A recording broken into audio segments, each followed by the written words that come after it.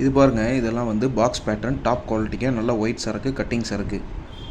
இது வந்து பார்த்திங்கன்னா நம்ம மண்டியில் வந்து 85 to 90 எடுக்கலாங்க, 85 to 90.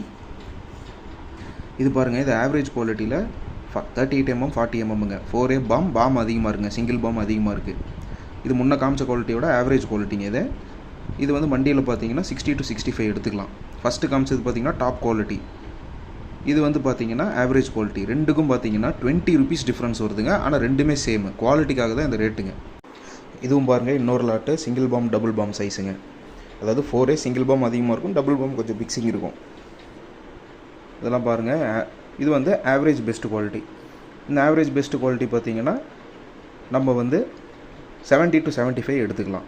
ஸோ 10 ரூபா வித்தியாசங்க. ஆவரேஜ் பெஸ்ட் டாப் குவாலிட்டிக்கு ஒரு 10-15 ரூபா அப்ராக்சிமேட்டாக வித்தியாசங்க.